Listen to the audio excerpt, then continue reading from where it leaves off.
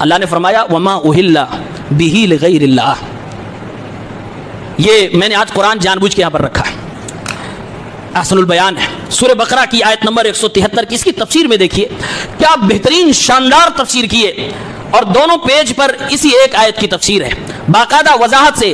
سورہ بقرہ آیت نمبر 173. اسی لیے کہتا ہوں جو لوگ گھروں میں قرآن پڑھتے ہیں, اس تفسیر کو مختصر ترین تفسیر ہے جو سلف صالحین کے منہج پر اور صحیح عقیدے کے مطابق لکھی گئی ہے, جس میں آپ کو ابن کثیر کا اور تفسیر ابن جریر کا خلاصہ ملے گا. جو قرآن و سنت کے مطابق تفسیر کی گئی ہے, سلف صالحین کے منہج بھی گئی, اس کو پڑھو. اس سے آپ کے عقیدے کی بھی اصلاح ہوگی, اور قرآن کی آیتوں کا صحیح مطلب کیا ہے وہ آپ کو آسان اور مختصر لفظوں میں مل جائے گا.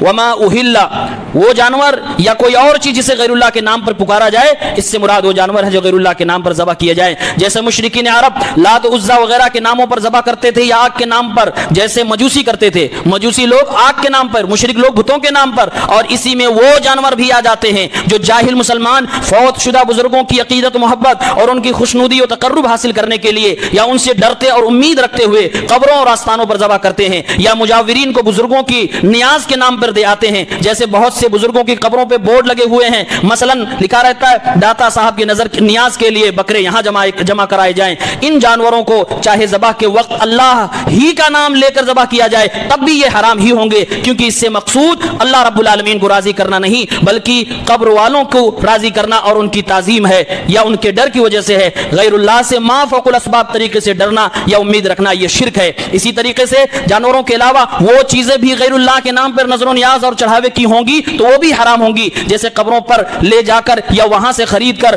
قبور کے ارد گرد فقراء و مساکین پر دیگوں اور لنگروں کی یا مٹھائی اور پیسوں وغیرہ کی تقسیم کرنا, یا وہاں پر صندوقچی میں نظر و نیاز کے پیسے ڈالنا, یا عرس کے موقع پر وہاں دودھ پہنچانا, یہ سب کام حرام اور ناجائز ہیں, کیونکہ یہ سب غیر اللہ کی نظر و نیاز کی صورت ہیں. اور نظر بھی نماز روزہ وغیرہ عبادت کی طرح ایک عبادت ہے, عبادت کی ہر قسم صرف ایک اللہ کے لیے مخصوص ہے. یہ بہترین تفسیر ہے. اس لیے میرے مسلمان بھائیوں, اللہ کے کلام سے جڑیے, اور اگر گمراہی سے بچنا چاہتے ہیں تو مستند علماء کو سنیے, مستند کتابوں کو پڑھیے. یہ کتاب صحیح کتاب ہے اور عقیدہ سلف کے مطابق لکھی گئی ہے. اسی لیے اس کتاب کے تعلق سے ان لوگوں نے فتوے دے رکھے ہیں کہ یہ تفسیر ہے ہی نہیں, یہ ایک آدمی کی بات ہے. باقاعدہ نیٹ پہ فتوے اس کے خلاف موجود ہیں, کیونکہ اس سے ان کی دکانیں بند ہو جاتی ہیں, اس سے ان کے کاروبار بند ہو جاتے ہیں. قرآن و سنت کا اصلی پیغام پہنچایا گیا, لوگوں کو پیری مریدی سے نکالا گیا, اس کتاب کے ذریعے سے تقلید کے دلدل سے لوگوں کو نکالا گیا ہے. ایک بہترین تفسیر ہے. تفسیر ابن کثیر بہت لمبی چوڑی ہے, تفسیر ابن جریر اور بھی لمبی چوڑی ہے,